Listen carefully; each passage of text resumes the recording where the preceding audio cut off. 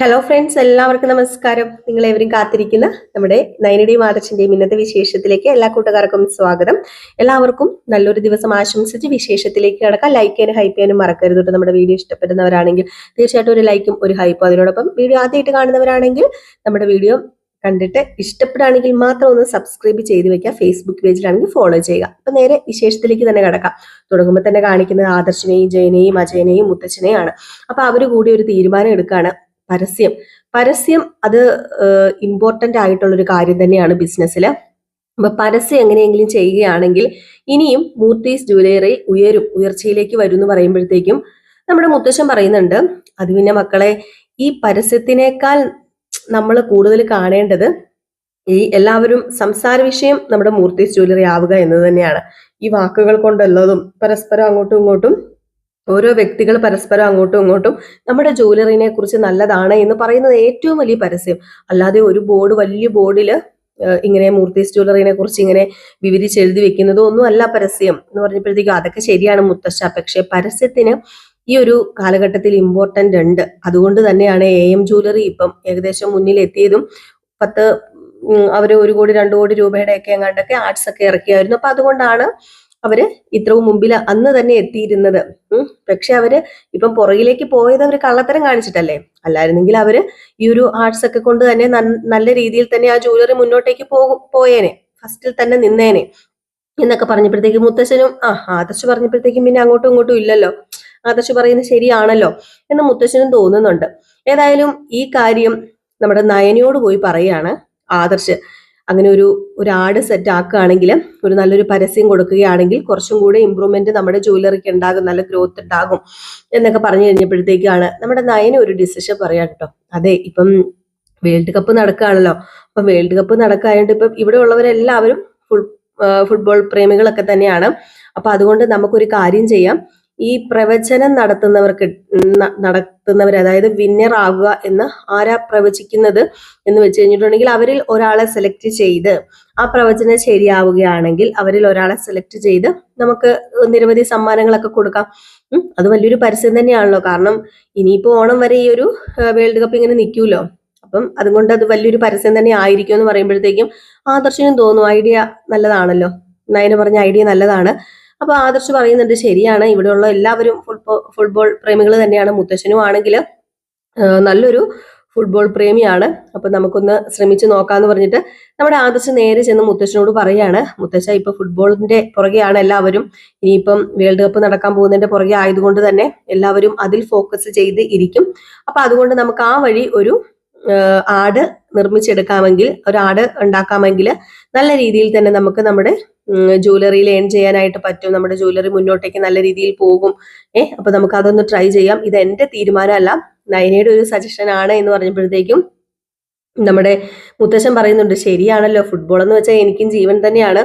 ഈ പ്രാവശ്യം നമ്മുടെ മെസ്സിയുടെ അവസാന കളി ആയതുകൊണ്ട് തന്നെ നമുക്കൊന്ന് നോക്കാം, അതിലൊന്ന് പിടിക്കാം, ഒന്ന് പിടിച്ചു നോക്കാം നമുക്ക് എന്ന് നമ്മുടെ മുത്തശ്ശനും വെക്കുകയാണ്. കാരണം ഇവരൊക്കെ ഇച്ചിരി ഫുട്ബോൾ പ്രേമികളൊക്കെ തന്നെയാണെന്ന് തോന്നുന്നു. അപ്പൊ അതുകൊണ്ടായിരിക്കുമല്ലോ ഇങ്ങനെ ഒരു ഇത് അവിടെ ചർച്ചാ വിഷയമാകുന്നത്. അങ്ങനെ നമ്മുടെ അർജന്റീനയെ കുറിച്ചും ബ്രസീലിനെ കുറിച്ചൊക്കെ ഇങ്ങനെ സംസാരിക്കുന്നുണ്ട്. അപ്പൊ അതിനെക്കുറിച്ചൊക്കെ സംസാരിക്കുന്നുണ്ട് കേട്ടോ.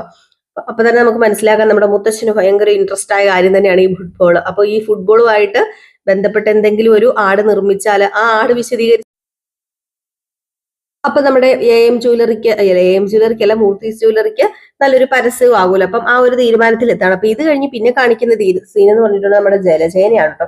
അപ്പൊ ജലജയ്ക്കാണെങ്കിൽ നമ്മുടെ നാഗേന്ദ്രനെ കുറിച്ച് ഓർക്കുമ്പോ കലിയ. അങ്ങനെ അഭിയോട് പറയാം, നീയൊക്കെ എന്ത് പൊട്ടനാടാ, നിന്നെയൊക്കെ വശത്താക്കാൻ വേണ്ടിയാണ് അയാള് ഇറങ്ങി പുറപ്പെട്ടത്. അയാളുടെ ഒരേ ഒരു ലക്ഷ്യം എന്ന് പറയുന്നത് എന്റെ മക്കളെ വശത്താക്കുക എന്നത് തന്നെയാണ്. ഒരിക്കലും അതിന് ഞാൻ സമ്മതിച്ചു കൊടുക്കില്ല എന്ന് പറഞ്ഞപ്പോ അമ്മ എന്തൊക്കെയാ വിളിച്ചു പറയുന്നത്, എനിക്കതിനെ അറിയില്ലായിരുന്നല്ലോ, അത് ഈ പറയുന്ന അച്ഛന്റെയാ നാഗേന്ദ്രന്റെ ആണെന്നൊന്നും എനിക്ക് അറിയില്ലായിരുന്നല്ലോ. ഇപ്പൊ എന്നെ അവിടെ MD ആക്കിയാൽ, അല്ലെ MD അല്ല മാനേജർ ആക്കിയെങ്കിൽ അതെന്റെ കഴിവെന്ന് പറയുമ്പോൾ അത് നിന്റെ കഴിവൊന്നും അല്ല. നീ പറയണ്ട, അത് നിന്റെ കഴിവൊന്നും അല്ല. നിന്റെ കഴിവിന് ആരാണ് നിന്നെ മാനേജർ ആക്കുന്നത്? ഞാനൊരു കാര്യം പറഞ്ഞേക്കാം, പെട്ടെന്ന് അവിടുന്ന് റിസൈൻ ചെയ്ത് ഇറങ്ങിക്കോ. ഒരിക്കലും ഇനി അത് നമുക്ക് ചേരുന്ന ജോലി അല്ല എന്ന് പറയുമ്പോൾ അത് പിന്നെ എനിക്ക് നവ്യ ഏർപ്പാടാക്കി തന്ന ജോലിയല്ലേ, അപ്പം അവൾ അതിന് സമ്മതിക്കുന്നു തോന്നുന്നില്ല എന്ന് പറയുമ്പോൾ പിന്നെ നീ അവളുടെ സമ്മതം നോക്കിയല്ലേ എല്ലാം ചെയ്തുകൊണ്ടിരിക്കുന്നത്. ദേ ഒരു കാര്യം ഞാൻ പറഞ്ഞേക്കാം, ഇനി അവിടെ നിൽക്കേണ്ട, ഇനി ഒരു നിമിഷം പോലും അവിടെ ജോലി ചെയ്യാൻ നിൽക്കേണ്ട, അവിടുന്ന് മര്യാദയ്ക്ക് ഇറങ്ങുന്നത് തന്നെയാ നല്ലത്. നിനക്ക് ഇവിടത്തെ ട്രസ്റ്റിൽ നീ അംഗമാണല്ലോ, നിനക്ക് ഇവിടുന്ന് മാസാമാസം വിഹിതമായിട്ട് നിന്റെ അക്കൗണ്ടിൽ ഒരു തുക കയറുന്നുണ്ടല്ലോ, പിന്നെ എന്തിനാണ് നീ ഇനിയിപ്പം അവരുടെയും കൂടെ അത് അതിന്റെ ആവശ്യമില്ല. അയാള് നമ്മളെ തമ്മി തല്ലിക്കാൻ നോക്കുള്ളൂ. അയാൾ ആരാണെന്ന് എനിക്കറിയാം. അയാള് ക്രൂരൻ, വെറും ക്രൂരൻ, മനുഷ്യത്വം ഇല്ലാത്ത ക്രൂരനാ അയാള്. അയാളെ ഇവിടെ നിന്ന് ഇറക്കി വിടാൻ തന്നെ ഞാനാ കാരണം. അതുകൊണ്ട് തന്നെ അയാൾക്ക് എന്നോട് ശത്രുത മാത്രമാന്നൊക്കെ പറഞ്ഞപ്പോഴത്തേക്ക് അമ്മ എന്തിനാ ഇത്ര ബല പിടിക്കുന്നത്? എനിക്കതിന് അയാളെ അറിയത്തില്ലല്ലോ. അല്ല, നീ ഇതുവരെ കണ്ടിട്ടില്ലല്ലോ അല്ലെ? ഇല്ലെന്നേ, ഞാൻ ഇതുവരെ കണ്ടിട്ടില്ല. അമ്മ ഉദ്ദേശിക്കുന്ന പോലെ അമ്മേനെ ഉപേക്ഷിച്ചിട്ട് ഞങ്ങൾ ഞങ്ങളുടെ അച്ഛനെ തേടി ഒന്നും പോവില്ല എന്ന് പറയുമ്പോൾ അവന്തികയുടെ കാര്യം എനിക്ക് അറിയേണ്ട ആവശ്യമില്ല, എനിക്ക് നിന്റെ കാര്യം അറിഞ്ഞാൽ മതി എന്ന് നമ്മുടെ ജലജ പറയുന്നുണ്ട്. ഏതായാലും ഈ കാര്യം അതേപടി പോയി നമ്മുടെ അഭി നാഗേന്ദ്രനോട് പറയുകയാണ്. അപ്പൊ നാഗേന്ദ്രൻ പറയുന്നുണ്ട്, ഏതായാലും ഇനി നിന്റെ അമ്മയ്ക്ക് കൂടുതൽ സംശയം തോന്നാതിരിക്കുന്നതാണ് നല്ലത്. അവളുടെ അവന്തികയുടെ കാര്യത്തിൽ എനിക്ക് പേടിയില്ല, കാരണം അവളെ ചുറ്റിപ്പറ്റി അവള് സഞ്ചരിക്കത്തില്ല. പക്ഷെ നിന്റെ പുറകെ അവള് കാണും, അവൾ അട്ടയ്ക്ക് കണ്ണ് കണ്ടവളാ. അപ്പൊ അതുകൊണ്ട് തന്നെ സൂക്ഷിക്കുക എന്നത് നമ്മുടെ ഒരു ഇതും കൂടെയാണ്. അപ്പൊ നീ ഒരു കാര്യം ചെയ്യാം, ഇവിടെ നിന്ന് റിസൈൻ ചെയ്താലും കുഴപ്പമില്ല, നീ ജോലിക്ക് വരണ്ട. ജോലിക്ക് വന്നില്ലെങ്കിലും മോന് ഉള്ളത് തന്നെ, ഇത് എന്റെ 2 മക്കൾക്കും കൂടെ ഉള്ളത് തന്നെയാണ് ഈ AM ജ്വല്ലറി. ഞാൻ ഇത് ഇത്രയും പൊക്കിക്കൊണ്ട് വന്നത് എന്റെ മക്കൾക്ക് വേണ്ടി തന്നെയാണ്.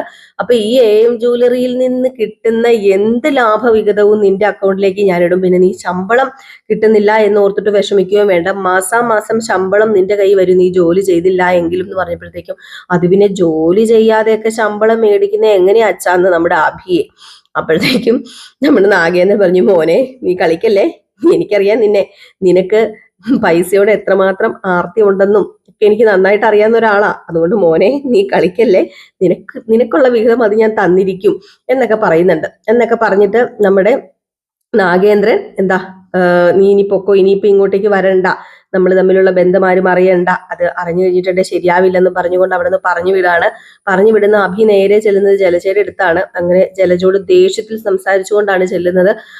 എല്ലാവരും കാരണം എന്റെ ജോലി പോയി കിട്ടിയില്ലേ, ഇനി ജോലിയും കൂലിയും ഇല്ലാതെ ഞാൻ ഇവിടെ ഇരിക്കേണ്ടി വരില്ലേ എന്ന് പറയുമ്പോൾ ജലജ പറയുന്നുണ്ട്, നിനക്ക് ജോലി ഇല്ലായിരിക്കാം, പക്ഷെ നിനക്ക് ശമ്പളം വേണമെങ്കിൽ അത് ഞാൻ നിനക്ക് മാസാമാസം തരാം. അതിപ്പോ എന്റെ സ്വർണം വിറ്റിട്ടാണെങ്കിലും ഞാൻ തരാം, പക്ഷെ അയാളുടെ അടുത്തേക്ക് നീ പോകരുത്, അതെനിക്ക് ഇഷ്ടമല്ല. എനിക്ക് അയാളുമായിട്ടൊരു ബന്ധം പുലർത്തുന്നതോ എന്റെ മക്കൾ അയാളെ സ്നേഹിക്കുന്നതോ അങ്ങനെ അയാൾ എന്റെ മക്കളെയോ സ്നേഹിക്കുന്നതോ ഒന്നും എനിക്ക് ഇഷ്ടമല്ല. അതുകൊണ്ട് നീ പോകാൻ പാടില്ല, അത് മാത്രമേ ഉള്ളൂ എന്റെ ആവശ്യം. അങ്ങനെ നീ നിൽക്കണം മോനെ, നീ നിൽക്കണം. അപ്പോഴത്തേക്കും തന്നെ അഭി ചോദിക്കുന്നുണ്ട്, അല്ല എന്തിനാ ഇത്ര വലിയ ദേഷ്യം അമ്മയ്ക്ക് അച്ഛനോട്? അതാ എനിക്ക് മനസ്സിലാവാത്തെന്ന് പറയുമ്പോൾ അതൊന്നും ഞാൻ പറയുന്നില്ല, അതൊക്കെ പറഞ്ഞിട്ടുണ്ടേ ശരിയാവത്തില്ല, ഞാൻ മറക്കാൻ ശ്രമിക്കുന്ന കാര്യങ്ങളൊന്നും എന്നെ ഓർമ്മിപ്പിക്കരുത്. പിന്നെ നവ്യോടും കൂടെ ചെന്ന് പറഞ്ഞു തരേന്ന് പറയുമ്പോൾ നവ്യേനൊന്നും എനിക്ക് പറഞ്ഞു തിരുത്താൻ പറ്റത്തില്ല, ഞാൻ തന്നെ എങ്ങനെയെങ്കിലും ഒക്കെയാ അവിടെ നിന്ന് മാറിയത്. പക്ഷെ നവ്യനെ പറഞ്ഞ് എനിക്ക് തിരുത്താൻ പറ്റത്തില്ല എന്ന് പറയുമ്പോൾ നീ പറഞ്ഞ് തിരുത്താൻ ശ്രമിച്ചു നോക്കാൻ പറയാ. അങ്ങനെ പിന്നെ കാണിക്കുന്ന സീൻ എന്ന് പറഞ്ഞാൽ നവ്യയും നമ്മുടെ അഭിയും കൂടെ തമ്മിലുള്ള ഒരു സീനാണ്. അങ്ങനെ നമ്മുടെ നവ്യ പറയുന്നുണ്ട്, ഏതായാലും അഭി അവിടെ നിന്ന് റിസൈൻ ചെയ്തതിന് എനിക്ക് വലിയ തെറ്റോ അല്ലെങ്കിൽ കുറ്റമോ ഒന്നും പറയാനില്ല, അഭിക്ക് ഇഷ്ടമല്ലെങ്കിൽ അവിടെ നിന്ന് റിസൈൻ ചെയ്തത് നല്ലത് തന്നെയാണ്, പക്ഷെ ഞാൻ അവിടെ തുടരും. കാരണം വേറൊന്നുമല്ല, എനിക്ക് ഏൺ ചെയ്യുക എന്നതാണ് എൻ്റെ ലക്ഷ്യം. എനിക്ക് സ്വാതന്ത്ര്യമായിട്ട് ജീവിക്കാനും എനിക്ക് 5 പൈസ എടുക്കണമെങ്കിലും ഏൺ ചെയ്തേ പറ്റത്തുള്ളൂ. ഇതാകുമ്പം എനിക്ക് അത്യാവശ്യം നല്ല സാലറി കിട്ടുന്നുണ്ട്, അപ്പൊ അതുകൊണ്ട് ഞാൻ അവിടെ നിന്ന് പോരില്ല. പിന്നെ ഈ ഡേവിഡ് സാറ് തന്നെയാണോ അവിടുത്തെ ഓണർ എന്ന് ചോദിച്ചപ്പോൾ ഡേവിഡ് സാർ ഒന്നും അല്ല, അവിടുത്തെ ഓണർ അച്ഛൻ തന്നെയാണ്. അല്ല അച്ഛനെ നീയും തമ്മിൽ കണ്ടിട്ടില്ലേടാ എന്ന് അബിയോട് ചോദിക്കുമ്പോൾ ഇല്ല, ഞാനും അച്ഛനും തമ്മിൽ കണ്ടിട്ടൊന്നുമില്ല, ഏതായാലും അമ്മ എനിക്ക് സമാധാനം തരുന്നില്ലാത്തത് കൊണ്ട് തന്നെയാണ് ഞാൻ അവിടെ നിന്ന് മാറിയത്. അപ്പം നീ ഒരു കാര്യം ചെയ്യാം, നീ അവിടെ തുടരുവാണെങ്കിൽ തുടര്. അല്ല ഈ പറയുന്ന AM ജ്വല്ലറി MD ആയ നിന്റെ അച്ഛൻ എന്തിനാണ് മറഞ്ഞു നിൽക്കുന്നത്, അതിന്റെ ആവശ്യമുണ്ടോ എന്ന് ചോദിച്ചപ്പോൾ അതൊന്നും എനിക്ക് അറിയില്ല, അതിനെക്കുറിച്ചൊന്നും കൂടുതൽ ഞാൻ തിരക്കിയിട്ടില്ല. ഏതായാലും ഇപ്പം നീ ഡേവിഡ് സാറുമായിട്ടല്ലേ മുന്നോട്ടേക്ക് പോകുന്നത്, ആ രീതിയിൽ തന്നെ നീ മുന്നോട്ടേക്ക് പോകുന്നു പറയുമ്പോൾ ഈ ഡേവിഡ് സാറിന് അവിടെ എന്തെങ്കിലും പ്രാധാന്യം ഉണ്ടോ? പ്രാധാന്യം ഉണ്ടായിട്ടാണല്ലോ, അല്ല ഇനിയിപ്പോ പാർട്ട്ണർഷിപ്പ് വല്ലതും? ഹേയ് പാർട്ട്ണർഷിപ്പ് ഒന്നുമില്ല, അത് മുഴുവൻ അച്ഛന്റെ ജ്വല്ലറി തന്നെയാണ് എന്നൊക്കെ ഇങ്ങനെ പറയാണ്. അപ്പൊ കൂടുതൽ നമ്മുടെ നവ്യ കിള്ളി ചോദിക്കുന്നുണ്ട് കേട്ടോ. അപ്പൊ ഇത് കഴിഞ്ഞ് പിന്നെ കാണിക്കുന്ന സീൻ എന്ന് പറഞ്ഞിട്ടുണ്ടെങ്കിൽ നമ്മുടെ അഭിയല്ലല്ലോ സോറി, അനിയും നന്ദുവുമാണ് കേട്ടോ. അപ്പൊ അനിയും നന്ദു ഇങ്ങനെ സംസാരിച്ചുകൊണ്ടിരിക്കുക. അപ്പൊ അനി ഫ്രീ ആയതിന്റെ സന്തോഷമാണ് കേട്ടോ. അങ്ങനെ അനി പറയാണ്, ഞാൻ രക്ഷപ്പെട്ടു നന്ദു, സത്യം പറഞ്ഞാലുണ്ടല്ലോ ആ സാധനം ഇല്ലേ MD, ആ സാധനം എനിക്ക് അത് കാണുമ്പോ എനിക്ക് പേടിയാ.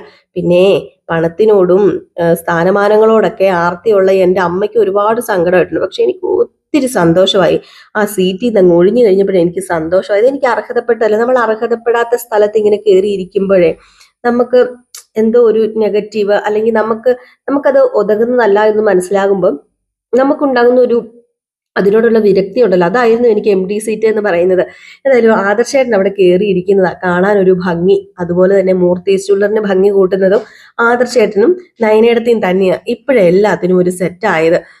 ഏതായാലും ഇനി എനിക്കിപ്പം നിന്നെ കാണാൻ വരാൻ പ്രത്യേകിച്ച് റിസ്ക് എടുക്കേണ്ട കാര്യമില്ലല്ലോ.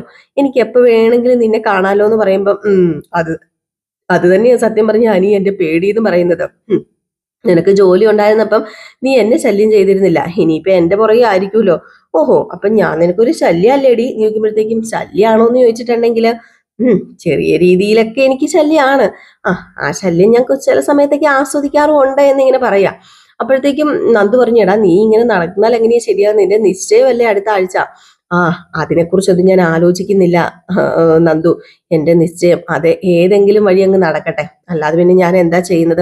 നിനക്ക് റിസ്ക് എടുത്ത് അതൊന്നും മുടക്കാൻ പറ്റില്ല അനി. കാരണം പുറത്തുള്ളൊരു പെങ്കൊച്ചാണെങ്കിൽ കുഴപ്പമില്ലായിരുന്നു, ഇതിപ്പോ നിന്റെ വീട്ടിനകത്തുള്ളത് തന്നെ ആയതുകൊണ്ട് നിനക്ക് റിസ്ക് എടുത്തത് മുടക്കലൊന്നും നടക്കത്തൊന്നുമില്ല എന്ന് പറയുമ്പം മുടക്കാൻ പറ്റത്തില്ലെന്ന് എനിക്കറിയാം. പക്ഷെ ഞാനും കൂടെ വിചാരിക്കണ്ടേ, ഈ അനിയുടെ മനസ്സിൽ ഒരേ ഒരു പെണ്ണെ കയറി പറ്റിയിട്ടുള്ളൂ, അത് വേറെ ആരുമല്ല നന്ദുവാണ്. പിന്നെ ഈ പറയുന്ന അനാമിക അത്രയ്ക്ക് വെടുപ്പുള്ള പെണ്ണൊന്നും അല്ല. അനാമികയല്ല, സോറി, ആവന്തിക അത്രയ്ക്ക് വെടുപ്പുള്ള പെണ്ണൊന്നും അല്ല. അനാമികയില്ലേ, അവളെക്കാളും അപ്പുറമാണ് ഈ പറയുന്ന ആവന്തിക എന്ന് പറയുന്ന പെണ്ണെന്ന് എനിക്ക് നന്നായിട്ട് അറിയാം. അവളുടെ കയ്യിലും കുറെ കള്ളത്തരങ്ങളും കാര്യങ്ങളൊക്കെ ഉണ്ട്. അവൾ ഇപ്പൊ ഇങ്ങനെ പമ്മി പതുങ്ങി നിൽക്കുന്നതിന്റെ ഉദ്ദേശം എന്താണെന്ന് എനിക്കറിയില്ല. ഒരിക്കലും അവളുടെ സ്വഭാവം ഒന്നും മാറത്തില്ല. അവരുടെ രക്തത്തിൽ കിട്ടിയിരിക്കുന്നതാണ്. ജലജാപ്പച്ചിക്കും നാഗേന്ദ്രനും അതുപോലെ തന്നെ നമ്മുടെ അഭിക്കൊക്കെ കണ്ടില്ലേ, ആ ഒരു സ്വഭാവം തന്നെയാണ് ഉള്ളത്. പക്ഷെ ഇപ്പൊ അവള് പതുങ്ങി നിൽക്കുന്നതിന്റെ ഉദ്ദേശം മിക്കവാറും എന്നെ വിവാഹം കഴിക്കുക എന്നത് തന്നെ ആയിരിക്കും. ഏതായാലും ഞാൻ അതിന് സമ്മതിക്കാൻ പോകുന്നില്ല എന്നൊക്കെ പറയുന്നുണ്ട്. എന്നിട്ട് നമ്മുടെ അനി പറയാണ്, ഇനിയിപ്പോ ഞാനൊരു കാര്യം ആലോചിക്കുകയാണ്, ലോകകപ്പിൽ വന്നങ്ങ് കിടന്നാലോന്ന്. അതിനുവേണ്ടി ഇച്ചിരി മദ്യമൊക്കെ അടിച്ചിട്ട് അവന്മാരില്ലേ, അവന്മാരുടെ കൂടെ കൂടി കുറച്ച് മദ്യമൊക്കെ അടിച്ചു കഴിഞ്ഞിട്ടുണ്ടെങ്കിൽ എന്നെ നീ അറസ്റ്റ് ചെയ്തോണ്ട് പോകുമോ വണ്ടി ഓടിച്ചു വന്നാലും ചോദിക്കുമ്പോൾ അങ്ങനെ വണ്ടി ഓടിച്ചാലും ഞാൻ അറസ്റ്റ് ചെയ്യാനൊന്നും പോകുന്നില്ല. പക്ഷേ നീ ഒരു കാര്യം ഓർത്തോണം, അങ്ങനെ എന്തെങ്കിലും പ്രശ്നം വന്നു കഴിഞ്ഞിട്ടുണ്ടെങ്കിൽ വലിയ കേസാകും, പിന്നെ നൂലാമാലയാകും, പിന്നെ നീ വിചാരിക്കുന്ന ലോകകപ്പിലല്ലായിരിക്കും അങ്ങ് ജയിലിലായിരിക്കും പോയി കിടക്കുന്നത്, അവിടെ ഒന്നും എനിക്ക് നിന്നെ വന്ന് കാണാൻ പോലും പറ്റത്തില്ല എന്ന് പറയുമ്പോൾ അയ്യോ എന്നാ പിന്നെ അത് വേണ്ട. അല്ല, കഴിഞ്ഞ ഇടയ്ക്ക് നീ ഞായറാഴ്ച ഒരു ദിവസം ലീവ് എടുത്തില്ലേ, അതുപോലെ നിനക്ക് എന്തെങ്കിലും പറഞ്ഞ് ഒരു ദിവസം ലീവ് എടുക്കാൻ പറ്റുമോ, എനിക്ക് കുറച്ചു നേരം കൂടെ സംസാരിക്കണം, സ്പെൻഡ് ചെയ്യണമായിരുന്നു നിന്റെ കൂടെ എന്ന് പറയുമ്പോൾ അത് തന്നെ ഞാൻ ലീവ് എടുത്തത് എങ്ങനെയാണെന്ന് എനിക്കേ അറിയത്തുള്ളൂ, ഇപ്പോഴും ആ കാര്യം പറഞ്ഞ് അമ്മ എന്നെ ചോദ്യം ചെയ്യാറുണ്ടെന്ന് പറയുമ്പോൾ നിന്റെ അമ്മയുടെ ഒരു കാര്യം നീ അതൊന്നും വിചാരിക്കൊന്നും വേണ്ട, നീ അതൊന്നും മൈൻഡ് ചെയ്യേണ്ട, എന്തെങ്കിലും തിരക്കാ കാര്യങ്ങളാന്ന് പറഞ്ഞ് നീ ഒരു ലീവ് എടുക്കടി എന്നൊക്കെ പറഞ്ഞ് നമ്മുടെ നന്ദുവിന്റെ കാല് പിടിക്കാണ് കേട്ടോ. ഇതേ സമയം പിന്നെ കാണിക്കുന്ന സീൻ എന്ന് പറഞ്ഞു കഴിഞ്ഞിട്ടുണ്ടെങ്കിൽ നമ്മുടെ ആദർശിനി മുന്നോട്ടേക്ക് ഇറങ്ങിത്തിരിക്കുകയാണല്ലോ, നല്ല രീതിയിൽ തന്നെ മുന്നോട്ടേക്ക് പോകണം നമ്മുടെ മൂർത്തീസ് ജ്വല്ലറി എന്ന് ഓർത്തിട്ട്. അപ്പം ആ ഒരു ഇത് കാണിക്കുന്നുണ്ട്. അതുപോലെ തന്നെ നമ്മുടെ നാഗേന്ദ്രൻ പല തരത്തിലും മൂർത്തീസ് ജ്വല്ലറിനെ തകർക്കുവാനും അതിനോടൊപ്പം തന്നെ നമ്മുടെ അവന്തികയും അനിയുമായിട്ടുള്ള വിവാഹം നടത്തുവാനുമുള്ള തത്രപ്പാടിലാണ്. അപ്പൊ എല്ലാം നമുക്ക് കാത്തിരുന്ന് തന്നെ കാണാം. ഏകദേശം ഇന്ന് ഈ ഒരു സീനൊക്കെ കാണിച്ചിട്ടാണ് ഇന്നത്തെ വിശേഷം അവസാനിക്കുന്നത്. അപ്പൊ അടുത്ത വിശേഷവുമായിട്ട് വരാം. ലൈക്ക് ചെയ്യാനും ഹൈപ്പ് ചെയ്യാനും മറക്കരുത്. നമ്മുടെ ഫേസ്ബുക്ക് പേജിലാണ് കാണുന്നതെങ്കിൽ ഫോളോ ചെയ്യാനും മറക്കരുത്. Tata, bye bye.